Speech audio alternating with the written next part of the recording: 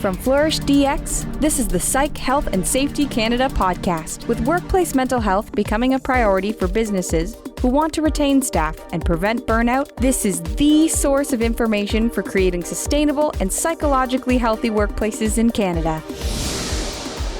Hello, everyone, and welcome to Psych, Health and Safety Canada. And my special guest today is Dr. Alycia Damp. And I'm very excited about the opportunity to talk to her and her work. She is a behavioral scientist applying science with technology and to change the way we work. And she is involved with a startup in Canada, and a startup that's working in the field of looking at the human resources function and the areas around that. And with her background in organizational psychology and behavioral science, I'm excited to welcome her today. Welcome, Alycia. It's nice to have you. Thanks, Kim. So excited to be here. Yeah. So my first question is always to have you introduce yourself and share a little bit with our listeners your journey and maybe personal and professional background and what has led you to do the work you do today. Yeah, sounds great. Well, thanks for that introduction. I'm excited to be here and for everyone listening, share a little bit about what I do and my journey. So as Kim mentioned, my name's Alycia. I have really been born and raised in Toronto or the Greater Toronto area, so I'm really Toronto based. My professional journey, as many people often start, sharing their journey begins kind of with my postgraduate education. And so I spent 4 years at Carleton studying psychology and sociology. And when I was, initially enrolled and then started taking classes, I really wasn't sure what I wanted to do. It was second year in my psychology classes when my dad was actually sharing with me that he was working with an executive coach. He was a senior VP at the time. And so he was just telling me about how this coach was helping him maximize his strengths and minimize his weaknesses. And I just thought to myself, wow, what a cool job. I want to do that. And so I really set out on this path of, seeking more scholarship in organizational psychology because that's what I wanted to do. And that was kind of what I had figured as the path to get there. So I did 4 years and, a research thesis on incivility in the workplace and studied health and well-being, was really focused on employee wellness and mitigating incivility in different ways. And that really shaped kind of where I went next. And so after that, I actually spent a year. I wasn't sure if I wanted to do a master's degree or not and get more education. I decided I wanted to have some type of professional industry experience outside of school. I was really fortunate to be connected with a team at the Department of Defense, and they were doing work on selection science. And so this is really where, I first got to dabble in what it was like to actually apply science in a workplace. And so I spent about a year with a team for the Department of Defense working on validating their selection systems. And so we were really looking at hiring and specialized training systems for occupations in the military. We were validating assessment centers. I got to work on a couple of really cool projects there. One of them was the Naval Officer Assessment Board. So, we were really asking ourselves whether the assessment board was doing a good job at selecting the right people. And then another project they worked on, which was very cool also, was I got to work with some of the data on the Sniper Assessment Center. And so I was looking at, criteria and predictors of, pre-hire and post-hire sniper performance. Wow. And it was very, very cool. I actually got to, learn about some of the training that they go through and some of the assessment centers that they go through and some of the exercises that they do. So that was super cool. I really liked I think I just really liked the assessment side of things and didn't know that before. So that was really kind of eye-opening, and decided I wanted to do more school and learn more about it. And so I ended up at St. Mary's University in Halifax doing a master's in industrial organizational psychology. This is, I think, where Kim, we have an overlapping community there. She's in Halifax. So I spent a few years there and honestly worked with just the most amazing professors, most amazing people, had such a wonderful experience. I don't think I realized at the time how well I was being trained until after the fact. And I look back and I was like, wow, they really set me up for success there. So really just went through that program thinking more about whether I wanted to, do work in industry or be in academia. I had always kind of flipped back and forth between those two options. And I kept, and so yeah, throughout those 2 years of my master's, was flipping back and forth. Applied to a PhD program. I knew I wanted to go back to Toronto, where my home is and my family is. So I applied to U of T. The program was a little bit different. It was more interdisciplinary. So it's industrial relations and human resources. And so I applied and got in. I wasn't, to be honest, expecting that. And so I just felt like all the stars had kind of aligned, and that was the right thing for me to pursue at the time. So I moved home to Toronto and spent 6 years doing a PhD at the University of Toronto at the Center for Industrial Relations and Human Resources. Wonderful. Wow. That's exciting. That is exciting. A lot of education for sure. Yes. Yeah. And great shout out for St. Mary's University. Yeah. Yes. Yeah. As I said, I got to U of T and I was like, wow, I'm so prepared, and didn't realize. Wonderful. And that I would be. Throughout the 6 years, I guess the big themes or highlights to touch on are really that, again, the first few years flipped back and forth between whether I wanted to pursue academia or not.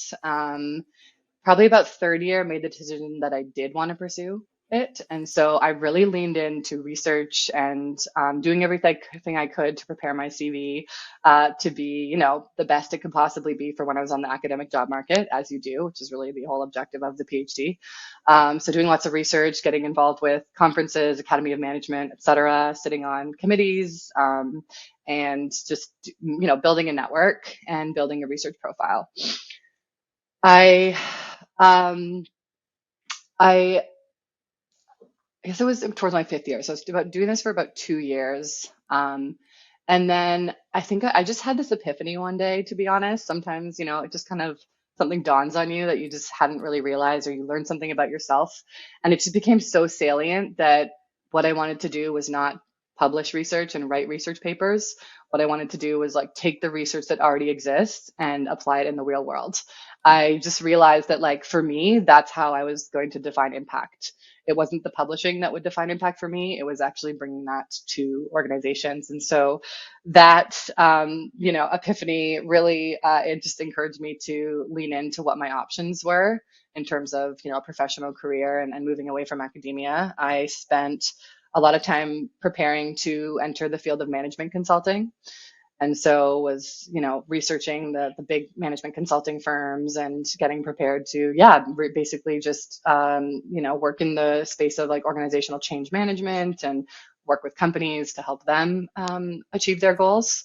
As life often has a funny way of working out, as I was really leaning in and just putting all of my energy and efforts into setting myself up for success in that field, an opportunity came along to join a startup. And so there was alumni from my center at U of T who had reached out to our center director and asked if any of the PhD students had a background in organizational psychology and was interested in consulting. And it was just the perfect, marriage of skills and, criteria in terms of what he was looking for. And so we pretty quickly just started working together. Initially, it was just going to be some contract work and literature review recommendation type work. And then quickly realized that I was going to be integral to how the company was going to be built. And so I finished up my PhD and leaned into HireGuide, and I've been there for almost 2 years now, about 10 months or so. And so excited to kind of dive more into what I'm doing there. But I'll give it back to you, Kim, and we'll kind of lean in. Thanks, Alycia. That's a great story. And leaning into the startup world, from academia, which is a wonderful space, and a space that has its own characteristics and its own culture because of the nature of it and startup companies. I love the topic of selection science and sort of the connection now with some of the work you're doing, which we can get into. We're going to dive into a little bit around that, which I think is really, really important for the psychological health and safety conversation. From your perspective, and based on your journey and where you are and the work that you're doing, if you were to define psychological health and safety and how it relates to the work you do at HireGuide, how would you describe that? Yeah, so when I think about psychological safety, I think about people being able to show up as their authentic selves. So, really meaning they can be themselves, express their ideas, questions, concerns without the risk of being shamed or like treated with in any incivility by their colleagues. And so, again, showing up as someone's authentic self. When I think about both how we apply it to the workplace at HireGuide and also how just more broadly it applies to behaviors that we can engage in the workplace, I think about the term inclusivity. And so, there's been a huge movement around diversity, equity, and inclusion in work, especially post-COVID, when organizations are just basically realizing that this is really a systemic problem, and are actually creating more explicit efforts to address it. And so we at HireGuide, a couple of weeks ago had kind of like a lunch and learn session. Part of our DEI strategy is that we do these like monthly lunch and learn or sessions where we learn more about each other, or we talk about topics related to DE&I. And so the last one was on inclusive leadership, and we talked a lot about this. And really, the main point there is with inclusivity and how to engender that in the workspace. We have to think about how employees can both show up and we can celebrate their uniqueness, but at the same time also making them feel like they belong. And so those two things can sometimes be at tandem, because to some extent, like belonging kind of could be conforming. Which is we all conform a little bit, but we also want to be able to show up and be unique and be celebrated for our uniqueness as well. And doing so helps employees show up better at their jobs. It helps them respond more effectively to any challenges or barriers, and it really improves their workplace experiences. So that's how I think about psychological safety and how we apply it at HireGuide. That is great. Well, working in startup and then practicing some of these pieces which are embedded in the work you do, but also in the way you work. So Exactly. The two piece. I love to hear that, and we can talk another time about the sort of some of the research around mental health and challenges within the startup space and entrepreneurship, particularly. Yeah. Which is not an easy place to navigate, given all of the other characteristics and things that are happening within the company itself, trying It certainly to is. work through all of that staging. When you think about or talk about that selection criteria and the way that organizations, well, the HR function itself, we have a lot of common practices that, are now in policy. They show up in policy, they show up in the way we behave, and we've all agreed, kind of Canadian and the US and other regions, certain ways of being and ways of structuring all those kinds of things. Maybe you can share a little bit which is around the HireGuide perspective, but from a behavioral scientist perspective, how that, we've all commonly agreed. And so how does that show up for you in your work in that selection, the selection process, and maybe how people experience it? Yeah, no, great question, Kim. I think what I'll do to kind of preface that answer is share a little bit more about what HireGuide does, so our listeners have a bit more of the context that I work in more specifically and what I do day to day. So HireGuide is a technology startup, as you mentioned. We are building a job interviewing platform to help hiring managers basically make fairer and more accurate hiring decisions. For the scientists in the audience, we talk about more validity and reliability, but we use in more industry and with our peers the term accurate decisions. And that's really important both for hiring managers and for candidates. I mean, we can go certainly into great detail about why both of those things and both of those stakeholders need to see improvements in the hiring space. In terms of, hiring has been around for a very, very long time. When we think about the empirical research, we often see some early studies in the early 1900s around developing some selection procedures, some selection tools in the actually academic system. So basically, there was some higher barriers to entry because the universities were just being flooded with applications at the time. So when we see some of the earliest research, that's where it was done. But it really became more prolific after around the time of the Second World War, when the military really leaned into industrial psychology and looked at selection systems and designed and started validating selection systems for military occupations. So that's kind of where we saw the research take off. And a ton of work has been done, I mean, in the past almost 100 years now.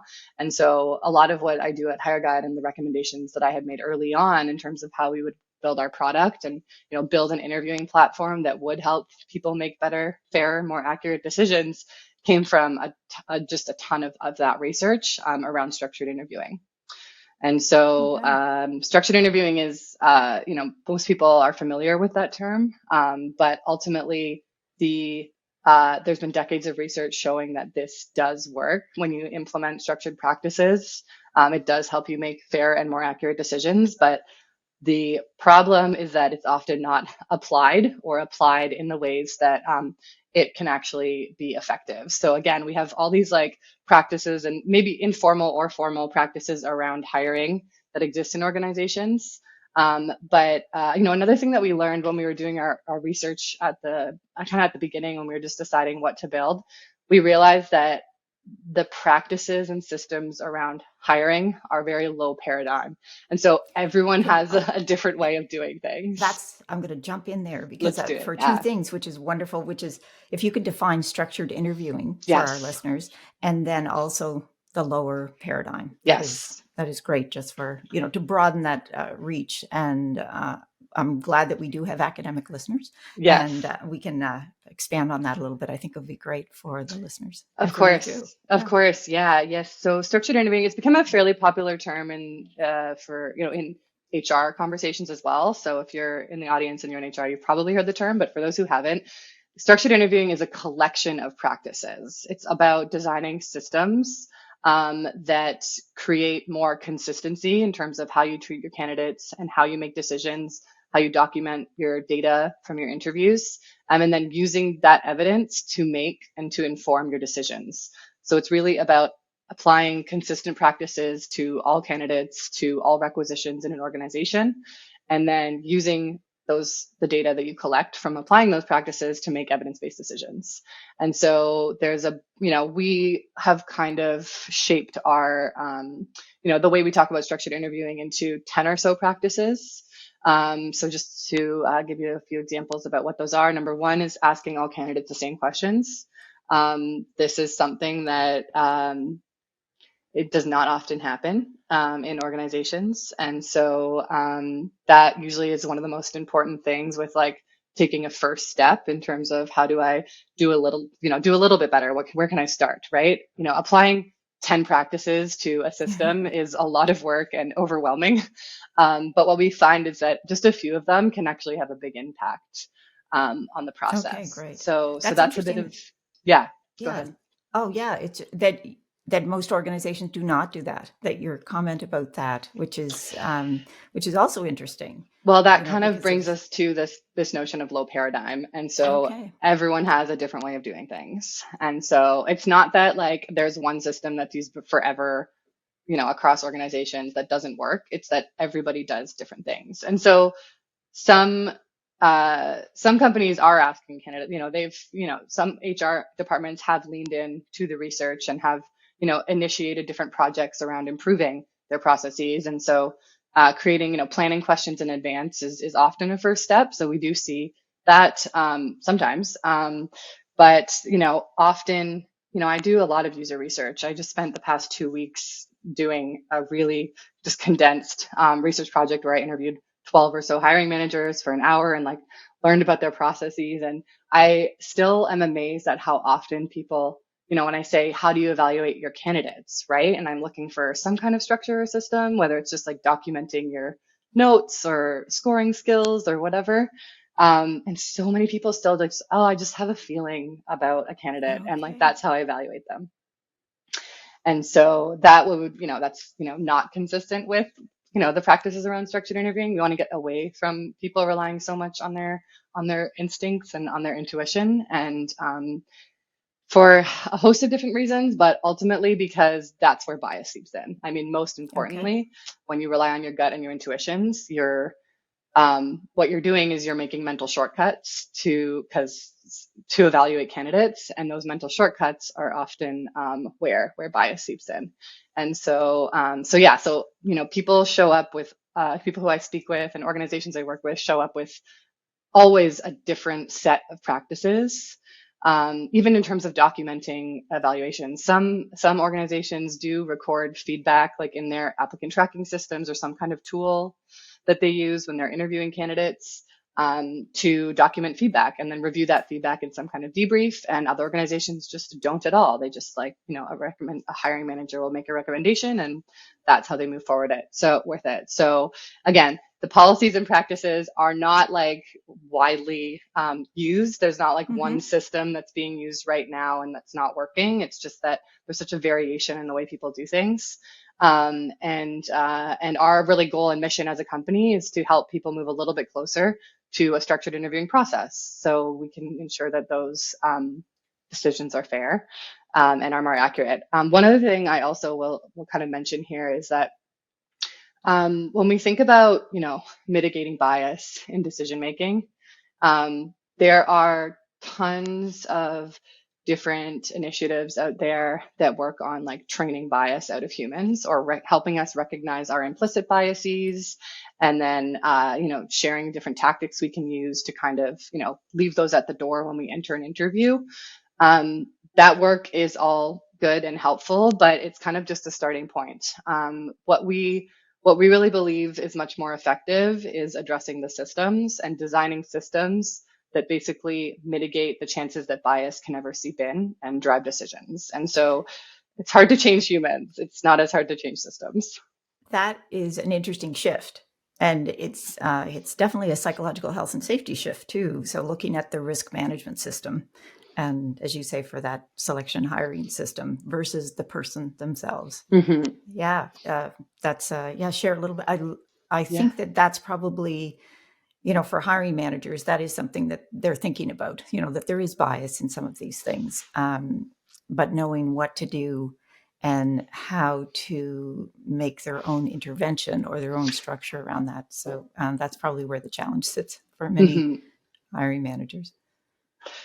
Yeah, we certainly see, people showing up and sharing their experiences with bias training.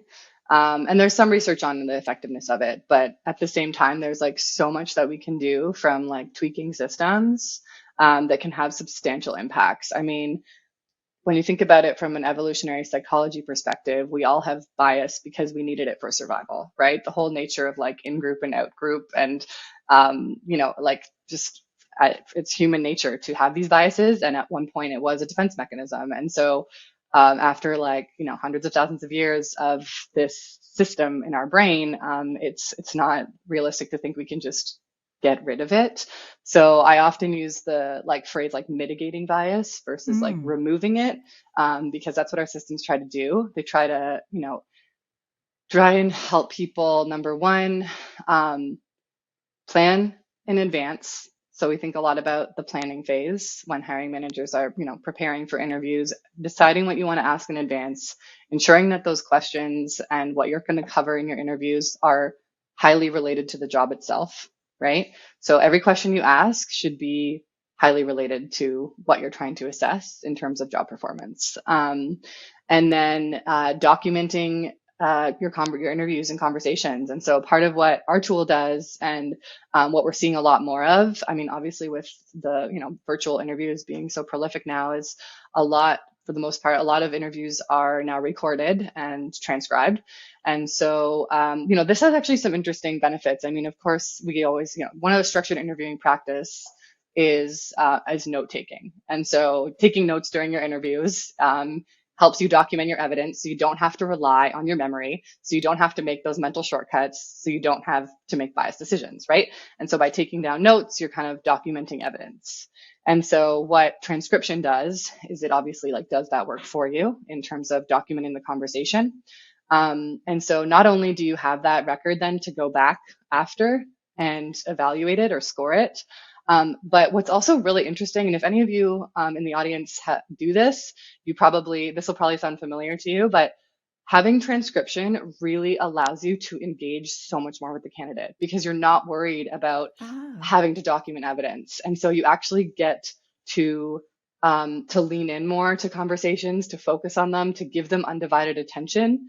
If we think about the flip side of things, I'm sure, again, many of you who might be listening have been candidates and have been in interviews where your interviewer or someone in the room is like relentlessly taking notes and really not focusing on the conversation, and it becomes a little bit more robotic and just like less warm. It's more difficult to build rapport, et cetera. And so on both sides of the interview there, we really see a difference in how people show up and the like level of the level of engagement and conversation and so transcription really helps with that. So again, you're not only documenting evidence, but you're allowing people to really engage more authentically make a connection. with candidates. Exactly. Yeah. For the experience and thinking about the selection science and the process and some of that bias that comes in, are there certain kinds of bias that you're exploring that are more relevant to the hiring process that you can maybe share a little bit on? Sure. Yeah. I mean, I think the most common one, or one that we've probably all, maybe not all heard of, but will sound familiar, is like the similar to me bias. And so, or the similarity attraction paradigm. There's a few different terms for it, like in the research literature, but ultimately is that you're more quickly to evaluate someone more favorably if they're more similar to you. And so in the selection process, what we see is that, there's, informal conversations about what school you went to or just kind of what hobbies you share. Like a little bit of that is important for rapport building, right? So you do need to, warm up a little bit, but you can also build rapport without going into, ways that, we're similar and trying to find some common ground, or ways that wouldn't explicitly be related to your professional experience. So basically, we think about, different, by preparing questions in advance and kind of like limiting the extent to which you're really trying to find similarities. We try and basically just have the conversation be more focused around job performance. And by doing that, or like questions that assess job performance, by doing that, you're minimizing the chance that like that bias will seep in. So that's certainly one of them. There's a lot of other, there's a ton of different biases as well. Another one is halo bias. And so this is the tendency to, if you have some kind of positive initial impression of someone, then you'll have a tendency to just relate them more favorably despite what information follows that initial impression, right? And so, and the opposite happens as well, right? If you have a negative first impression with someone, you're more likely to rate them unfavorably, regardless of the nature of information that you gather about them subsequently. And so that's another one that, we talk about as being prevalent in the hiring space.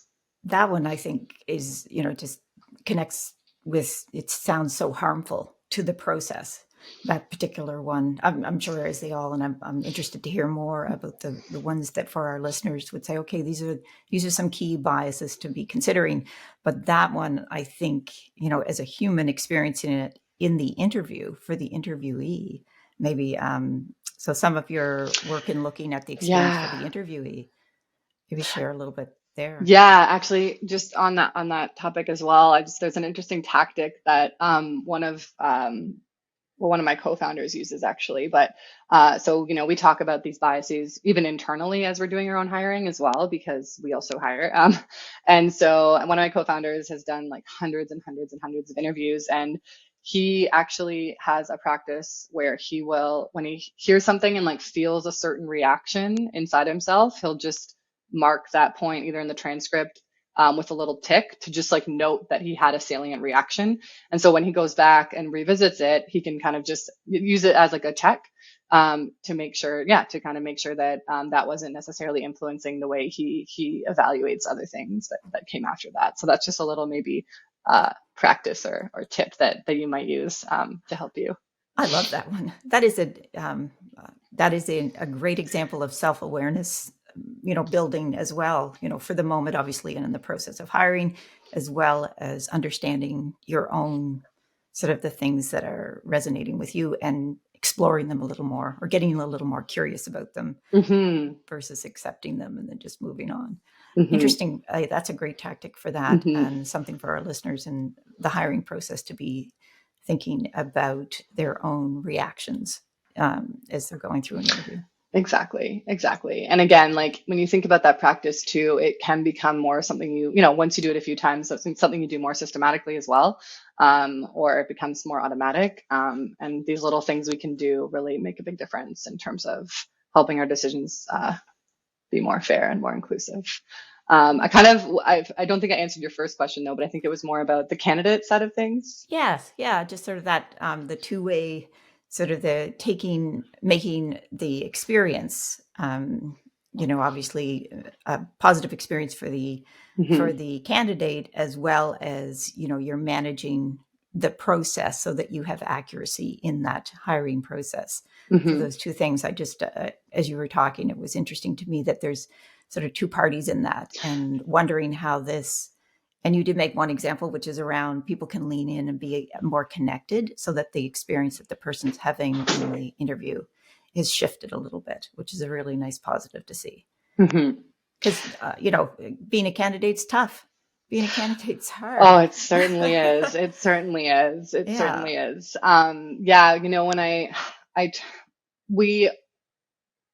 There's often, as candidates show up, it often feels like there is a power imbalance, and many times there is, but it doesn't always have to be with that way. And many times there's not as well. When we think about, markets where, there's an enormous demand for labor and not a large supply, then the candidates do have a lot more power in the room and in the decision-making room. And what's interesting, so I also, during my PhD, one of the things I did was design and teach their course in recruitment and selection at the University of Toronto for undergrads. So I did that twice. That specific course I did twice.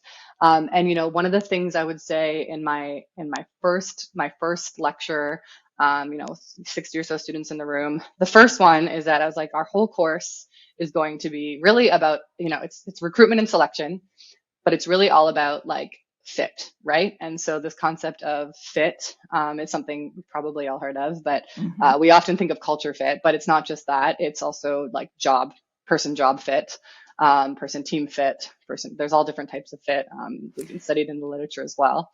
Which is also just one of the 13 factors for psychological health and safety, yes. Which is the job demands and the person yes. having that fit, and then having the supports, obviously, for that person in their growth.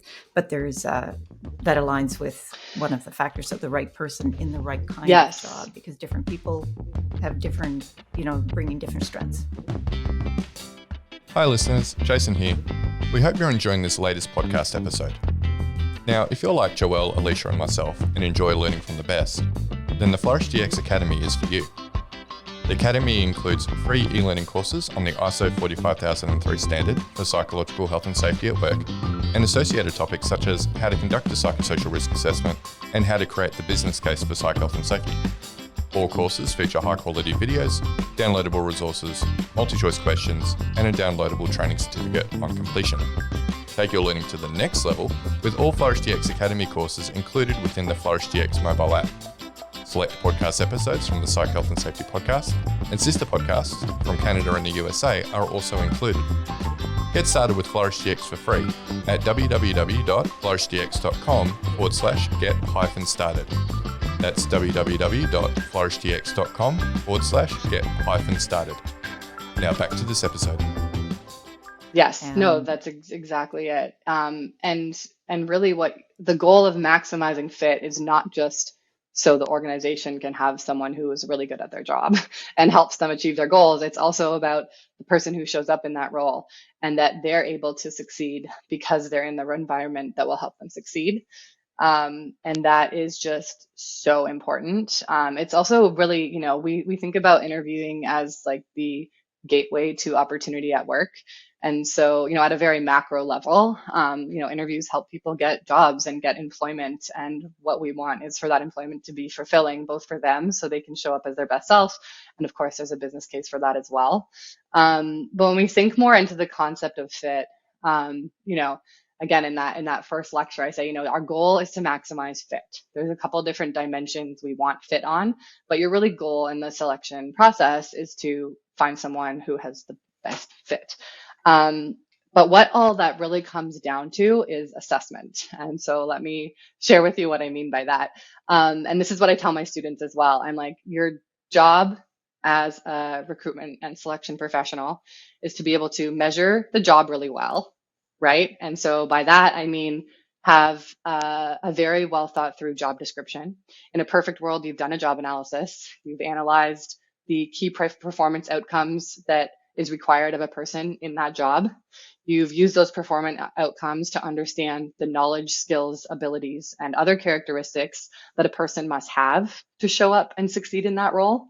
And by understanding and defining your job in that way, what you've done is you've measured your job. And then what you do when you're recruiting and selecting people is you're measuring individuals through different ways, whether it's, systematically going through resumes and scoring that way, whether it's through the conversations that you have in your job interviews. But all of what you're doing there is you're measuring people. And so the better you are at measuring jobs and the better you are at measuring people, the more likely you're going to be able to find that fit. And again, which is equally as important for both parties. So that's one thing I say. And then the other thing, just kind of circle back to where we started and what got me on this topic, is that, I say, because these students are all in their undergrad. And so, maybe third or fourth year kind of thinking about their job market. And I tell them, look, like often being a candidate is a very intimidating process. And like that is something that's shared, like you're not alone in that feeling. But also like you do have power as well, because at the end of the day, if you're an organization's, top few candidates, then they want nothing more than for you to say yes. And right. So they actually have a responsibility as well to, outside of the fact that like morally candidates should be treated with respect and transparency and be provided feedback.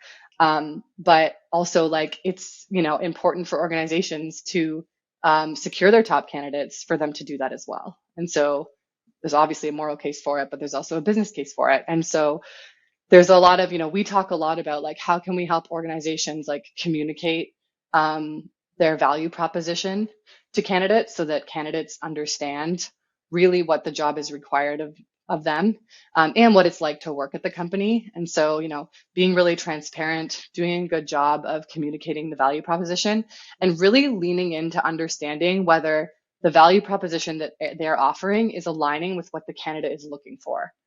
And so, at various points in the interview process, we're collecting information about candidates' like motivation to be at the job, to secure the job, to work at your company.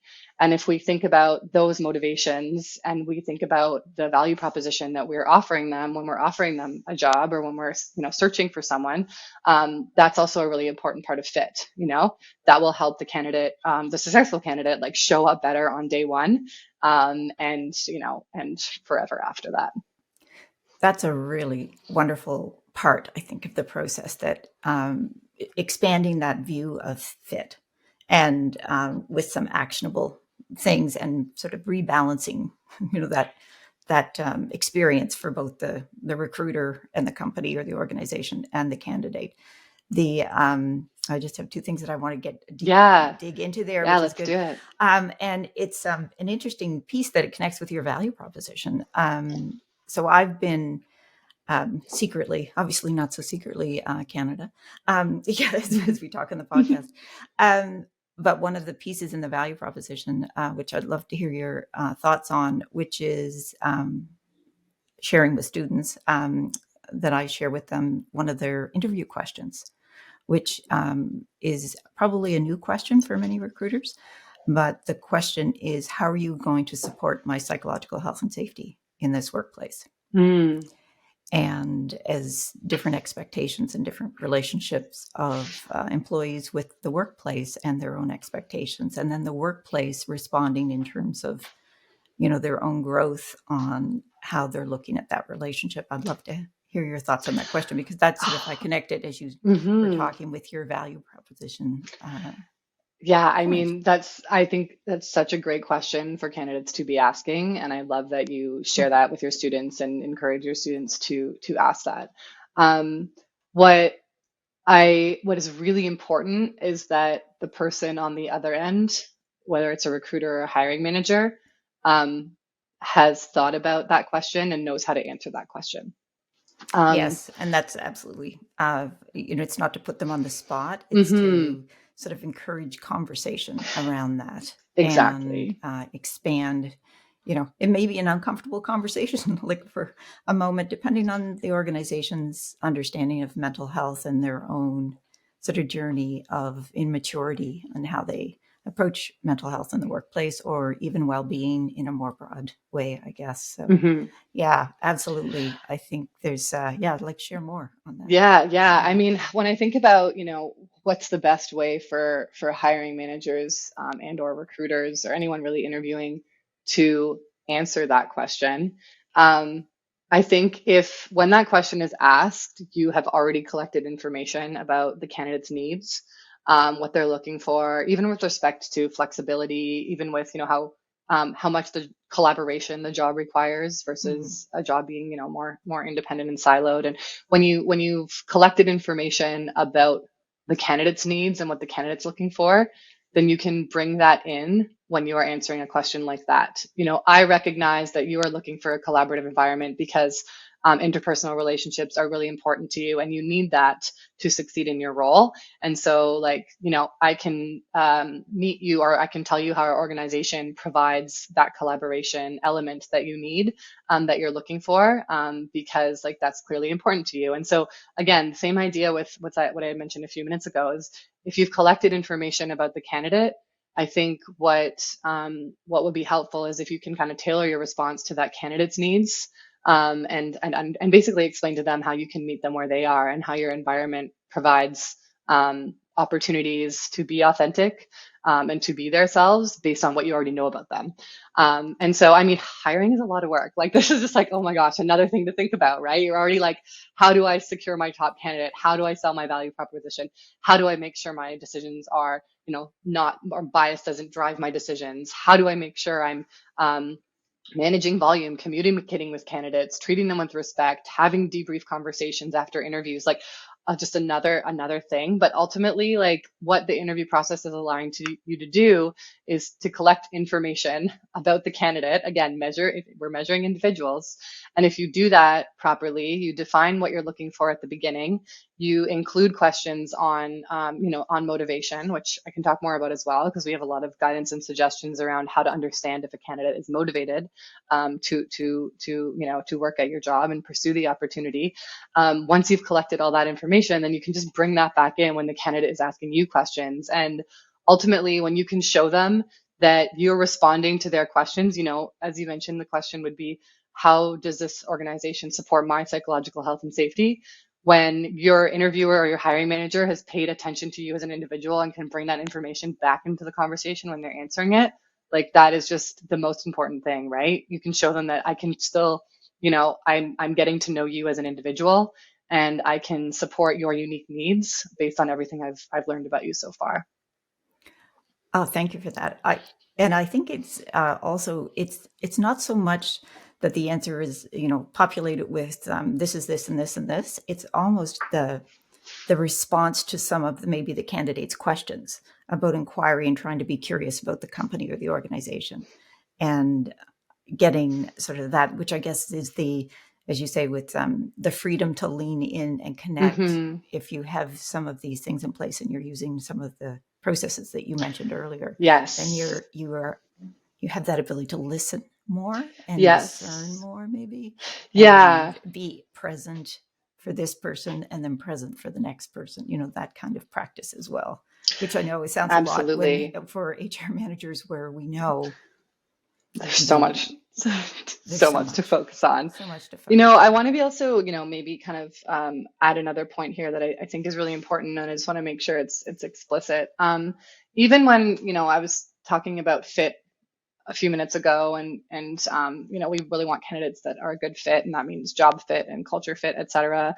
And when we're talking about having authentic conversations and really getting to know a candidate, I am still a huge advocate of planning your questions in advance. Like, you can assess fit systematically. You can assess fit in a way that is fair, that does not rely on guts. You can explicitly say, these are the questions I want to ask candidates because, and I'm going to ask all candidates those same questions because those questions ask about our organizational values and how a candidate might think about, for example, at HireGuide, one of our values is grace and grit. And so we're curious about what candidates' mental models are for grace and grit, right? So we ask all our candidates something like that. If you think about motivations as well, like, you're learning about how the candidate is motivated to show up in the job and pursue the role, and pursue your organization as well. These can also, that type of information can also be elicited from like structured questions. And again, I know structure sometimes people might think it's robotic, or it might be synonymous with it being like not very warm and impersonal. But they're like, you can plan to ask specific questions about motivation and ask all candidates those questions. And, questions like, of course, like, why are you interested in that role? Like, that signals motivation. But other questions that signal motivation are like, to what extent have you thought about how this role fits in the broader context of your career? And so that gauges candidate motivation. And that is something you can plan to ask in advance, and you can ask all of your candidates. And by doing, again, I don't think I mentioned this explicitly before, but the benefit of doing this is that you're collecting the same type of data from all of your candidates, which then allows you to compare in a more reliable and valid way, compare candidate responses, right? And so you're not getting apples and oranges where you've had one conversation with one person, an entirely different conversation with another person. You don't have the same answers to the same questions. And so that does not help you making valid and reliable decisions. It also doesn't help you making a fair decision, because you're relying on entirely different pieces of information. When you're evaluating those two candidates, you're also comparing those candidates to each other versus some kind of defined profile or archetype of someone that you're looking for when you're selecting. And so, there's certainly, talk a lot about the art and the science of hiring and interviewing. And it is a lot of both. Like, the science is like, these are the structured practices that will help you make more fair and more valid decisions. But the art is showing up how you ask them, creating opportunities to lean in, as we've talked about, and asking them in a way where you are still treating candidates individually and unique, but also that you're being fair. And one thing we also tell or kind of suggest that hiring managers in our product and our tool do is, when you're introducing yourself, especially for the first interview, when you're introducing yourself to the candidate, and maybe giving some insight into what the role is, we also say, it's important, or it's helpful if you actually say that you're using structured interviewing practices. And like, what does that mean? So, we're going to go through, 4 rounds of interviews or 3 rounds of, or however many, tell them a little bit about the process. And then say, our hiring process consists of structured interviewing. And what that means is that we ask all of our candidates the same questions. And so everything I ask you today, I'll also be asking others. And we do that because it enhances both fairness and equity, but also accuracy in helping us make decisions. And so by informing the candidate of that, you can actually manage their expectations. And honestly, candidates tend to, perceive that as like a fair action. Even the empirical evidence supports this. Candidates perceive structured interviewing to be a little bit more difficult than unstructured interviews, but they also perceive it to be as more fair. And so that's really important to them. Fair both from like an interpersonal respect level and from that they're being measured on their actual like job related competencies. And so Yes. they tend to appreciate that. I think that's that trust, it's sort of that fairness, equity, and trust too, with transparency, which is sort of, maybe share a little bit on that. That's communicating transparency from the organization as well, which is, from a trust perspective, sort of feeling confident from a candidate perspective. And I would think from the HR manager as well.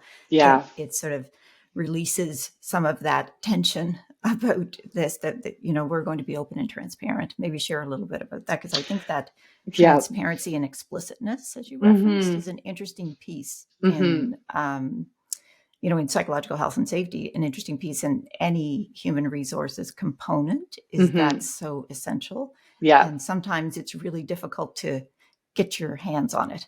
And what is the behavior, the action that can Exactly. support Like, how that? does that translate to something I can actually do to make a change to what I'm currently doing for the better? I mean, I can answer this in a few different ways, but I think just building on what I had mentioned before, and that it's often helpful if you just inform the candidates and be explicit about what you're doing in terms of structuring your process, and a couple examples of what that looks like. Another thing that I think it is helpful as well when it comes to helping candidates feel more comfortable and open up as themselves, and, focus more on just being more natural, and showing up more comfortably, is when, as a hiring manager or interviewer, you also tell them, like, this conversation is meant for me to understand whether you're a good fit for the role. And, like, my job is to help you do that. This is not like an assessment. I mean, it is an assessment, but it doesn't have to be like a high pressure environment. The candidate, I mean, often hiring managers who've hired a lot, like, understand that it's part of their job to help candidates answer the questions. They want to know. They really want to know your experience or your answer to tell me about a time when you did X, Y, and Z, or if you were in this scenario, what would you do? The job is not to trick the candidate and to, like, trip them up and make them more nervous. The job is just so the hiring manager can really understand whether they're a fit for the role based on their experience, or based on the skills, more importantly, based on their skills. And so, by communicating to candidates that, like, the hiring managers are on your side, and, like, they're here to help you answer these questions. And, if you need a minute to think about a response, fine, take that minute. Just, I remember when I was interviewing for that job at the Department of Defense, way back when, I think it was 2011-ish, I showed up for this behavioral interview, and I wasn't by any means experienced in selection science at the time. And so I didn't even know I was in a behavioral interview, but I was being asked all these questions about, like, tell me about a time when you did X, Y, and Z. And Yes. I remember them saying, like, I remember the woman I met with, or who was interviewing me, saying, take as much time as you need to answer these questions. If you need to think about it for a minute, that's totally fine. And I, as a candidate, did. Like, she would ask me, tell me about a time you had multiple demands and a lot on your plate, and, how did you respond, and what was the outcome? And I sat there thinking about it for a minute. And knowing that I had the freedom to do that was incredibly helpful in how I was, like, able to formulate my response, and clearly was, like, successful. And so that's just another, again, very practical thing you can do to help make candidates feel more comfortable and show up as their best selves. I mean, ultimately, this is their opportunity to showcase their skills. And so anything you can do to make them feel more comfortable in doing so is just better for everyone, obviously. I think the shift to creating that comfortable space versus some of the interviews, that can feel a little more, not so much that they're an interrogation, but Right. like that, different people have different approaches. But I do think that we are evolving, continuing to evolve and improve and get better at these things. But it is a slow process in many workplaces. I did want to get you to share a little bit on, I'm going to describe it as the dark side of the fit question, which is the dark side of culture fit. Yeah. And my colleagues and I, we have a lot of conversation about fit, and in terms of psychological health and safety, because fit and belonging, or showing up as yourself, and that dark side, and I refer to it as the dark side because that can be one of the biggest, for, I think, in my experience, my personal experience, hiring managers thinking about that in a certain way about fit, and it may not be as helpful and make them as accurate. The accurate best candidate sometimes may be a little bit elusive in that. And I can share a little more about that, but I'm just interested for you because I think you get it. Yes. Alycia. So Yes. About that idea, and I'm sure our listeners do too, where you're thinking, okay, I need to learn about the culture here and about the job to make sure that there's a good job fit, and job demands are important from a psychological health and safety. But then with culture and fit, which can sound limiting and then I guess you can jump easily. And this is just for the purposes of our conversation, which is Right. you're just like me. Right. You're just like me. And you will work out and be successful here because you're just like me. And I Yep. just want you to jump into that a little bit. And it's not to, it's always good to have a little pushback in those things, but it's to break it down a little bit and unlock it, because in smaller organizations and, who don't have a lot as maybe the depth of structure. And Yeah. I'd love to hear more about the kinds and types of organizations too that you're exploring, because I think it'd be interesting for the listeners if there's some differences there and nuances. But yeah, Yes. the dark side of that fit question. Yes. I want to jump into that for a minute. Yes. I love that we went there, because I wrote a blog post earlier this year on the right way to hire for culture fit. So we can certainly maybe like tag, add that to the resources or whatever, but we can, but yeah, I'll dive into that, a little bit. I think for the most part, when people assess for fit, and this is certainly not everyone, and it's also not like, I'm certainly not trying to, criticize anyone for what they're already doing. I just think it's just been such a widely accepted concept, hiring for culture fit. And I think there's not a lot of education and guidance on how to do it properly. And so I think often people, when they're looking for fit, they're looking for a feeling of whether it feels like they will like working with someone that they're interviewing. And so often there are not explicit questions that they're asking, that they've thought about in advance. They're often not even documenting any kind of evaluation, right? And so, no, you can imagine a scenario where even though you might be having unstructured conversations to kind of gauge fit and, get a sense of whether it would like feel right to work with this person. Even if that's, if that you're using that unstructured approach, you can still assign or score a candidate's kind of responses in the conversation that you had.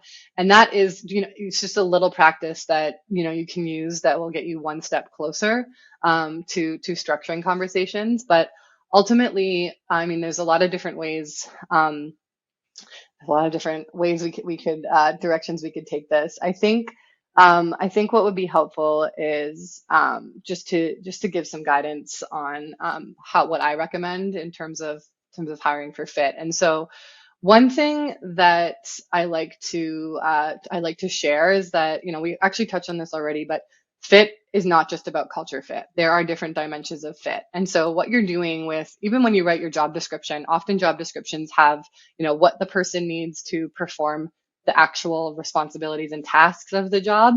But then often you also see a blurb about like, this is what our company is like, right? And so even by, we are super flexible, we're highly collaborative, like whatever kind of statements show up in the job description that describe your organization, those are actually, that's actually a starting point about how you can, design questions around those things. And so you've probably already done a bit of the work in terms of defining what, culture alignment with someone would look like with that little blurb in your job description. And so you've been explicit already about this.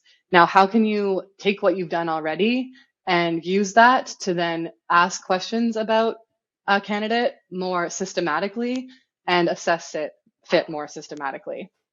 And again, sometimes maybe we don't have those blurbs already in our job descriptions. And, I will say that like the planning phase of interviews, which really, I think most about like defining your criteria for the role and then designing your questions, it takes a lot of work. Like, I'm not going to pretend that like this is easy and you can do it in 5 minutes, because it does take a lot of work. But there is a huge return on that investment, in terms of fairness and more valid decision making.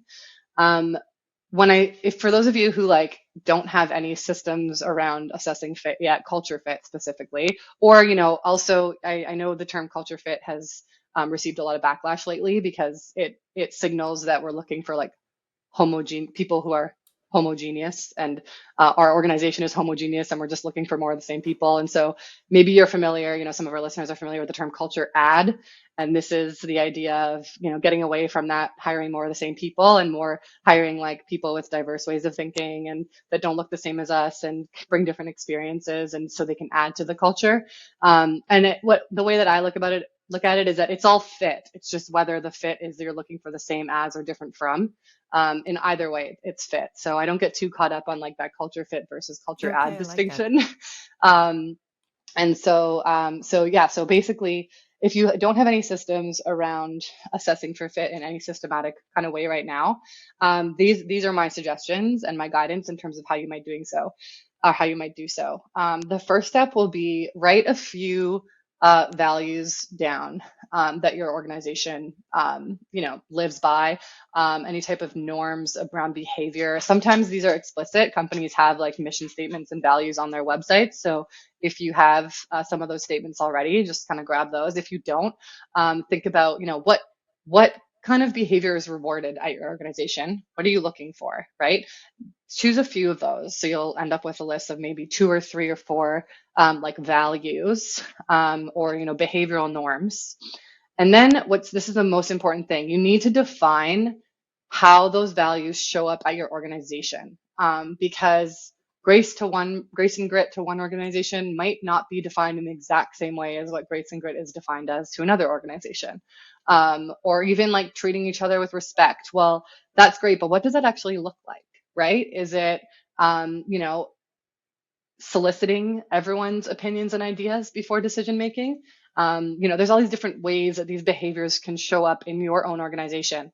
And so again, this is not necessarily, the easiest thing to do, but one tip I like to share to suggest is think about the employees at your organization who are really top performers and also live the values of your organization very well, and think about what behaviors they engage in. And so ultimately what you have is, after doing that, a few values or behavioral norms, and then a few examples of what that looks like in your organization. And then take those values and turn them into interview questions. 1 question for each value or 2 questions for each value, and ask the candidates, what does fairness and inclusivity mean to you, or what does that look like for you when you show up at work? And then in asking that exact same question to all of your candidates, you're number 1, getting a sense of their mental models about this value and how they live that value in their life. And then number 2, you can then like compare those decisions to your own definition of that value in your organization.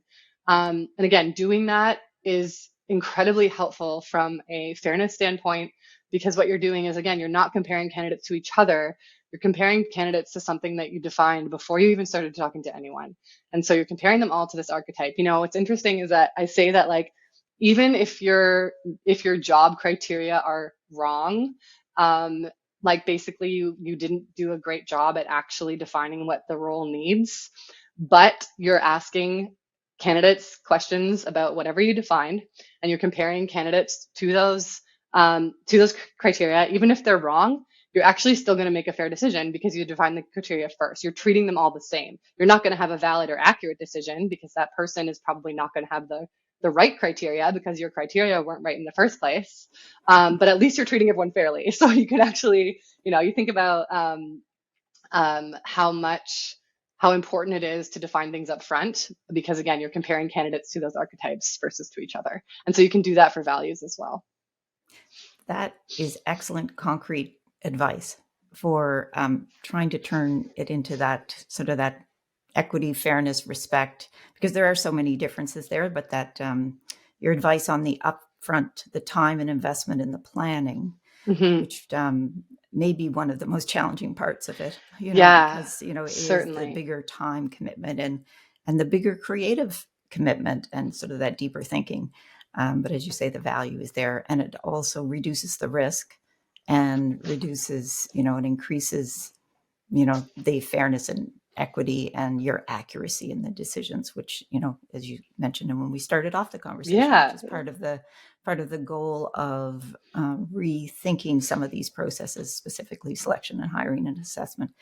So we could talk forever because this has been a great conversation. We certainly could. Alycia, it really has been lots of great thoughts for our listeners and me as well. Lots to think about, and love wrapping it in the science and the lived experience, and also the work you're doing with talking to organizations and getting to understand their current experiences and the practices they have in place, and the work you're doing to bring those things together, so that I think that is reassuring for us going forward, that there are organizations that continue to look at the way we do things to increase fairness, reduce the risk factors for bias, and increase the opportunities for inclusion and for the culture fit. Thank you for the answer to that question, which I really, really appreciate. And your thought on the culture ad, because I've also heard looking for culture contributors, which I also think is an amazing kind of phrasing, because who doesn't like alliteration? Right. And also it, it understands that our culture is important, and it's not a but, it's an and. We hope it evolves as we evolve and needs evolve, and having it, a culture that's learning as it's going as well. So I can think those things that you had shared help to support that. And that will definitely make a psychologically, set you up well for a psychologically healthy and safe workplace. So I appreciate all that you've shared with our listeners. If someone wants to connect with you, how can they reach you? Yeah, just wanted to thank you so much for the opportunity, Kim. It's been so much fun chatting with you. If you're interested and would like to connect with me, you can find me on LinkedIn. It's just Alycia Damp, pretty easy to find there. But yeah, shoot me a message if you'd like to talk more, or just anything. Yeah, I'd love to hear from you. Great. Thanks a lot. And thanks everyone for listening from wherever you're listening to your podcast. Check out our other episodes and share them with colleagues, your network. We're always looking to expand our reach and help to change the way people think about the workplace and increase psychological health and safety, changing workplaces for good and for better.